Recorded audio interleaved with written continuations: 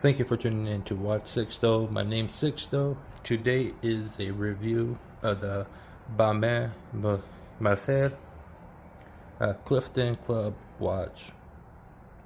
This watch was, like I said earlier, or the unboxing, it was lent in by my watch repair shop, Timekeepers. He was nice enough to let me borrow the watch, and honestly, this is my second most expensive watch I held in my hand. Well, pre-owned, I believe this is going for under $700,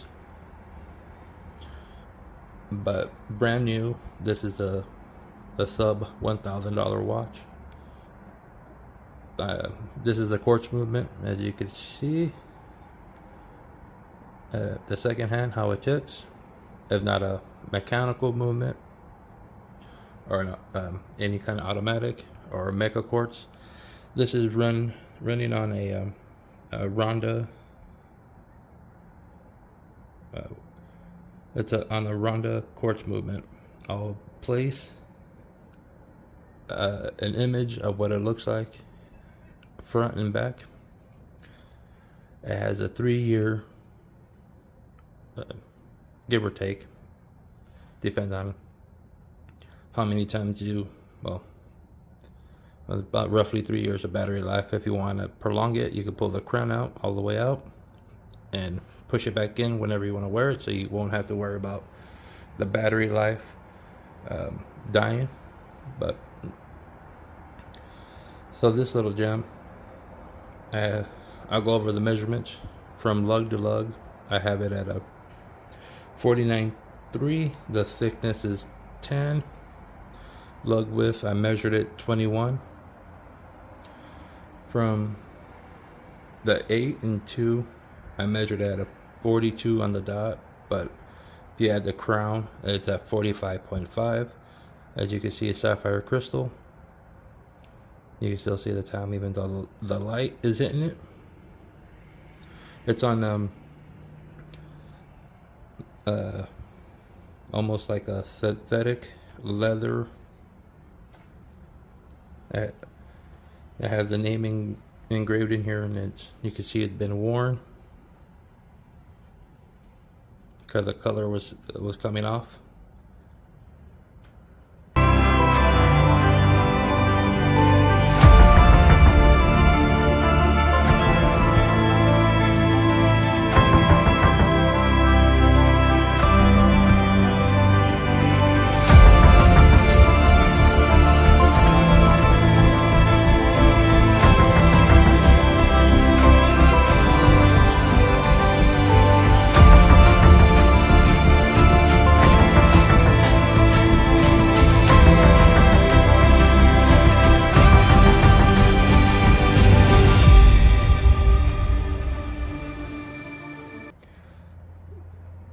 And you can see the detail.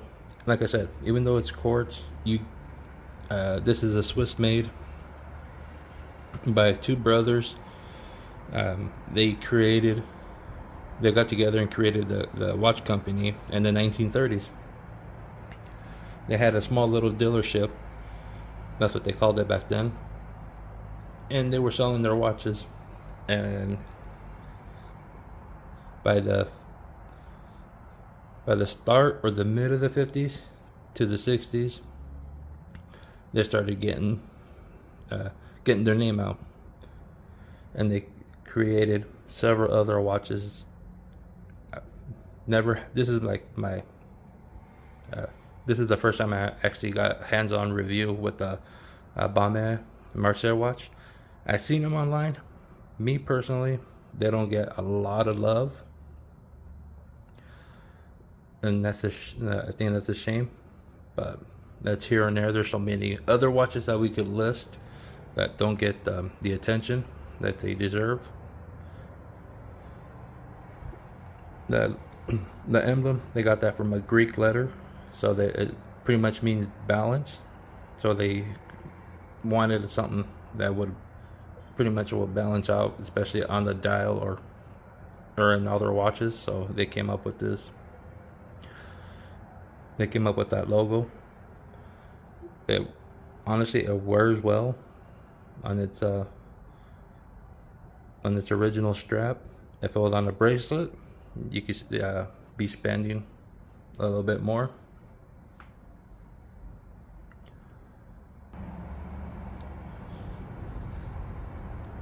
This watch is, like I said, made well.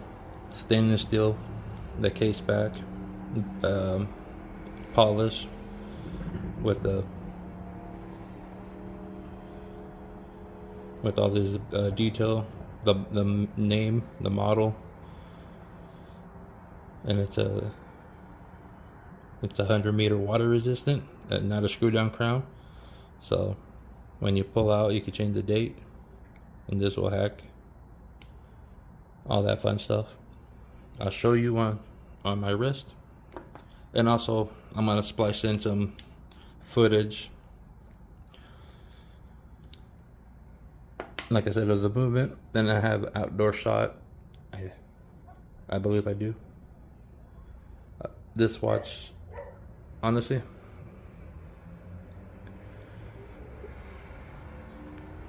it wears, for me, on my 7 3/4 inch wrist, it wears well, but it depends, because not many people could rock pretty much a 45 millimeter, but here it is on my 7 3/4 inch wrist.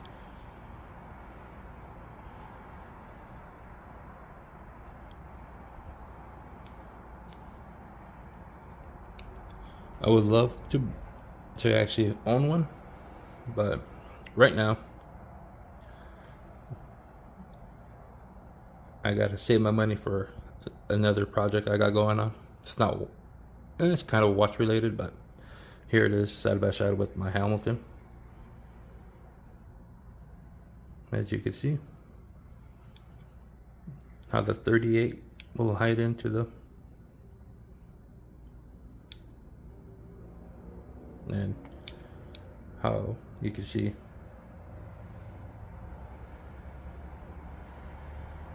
even the thickness.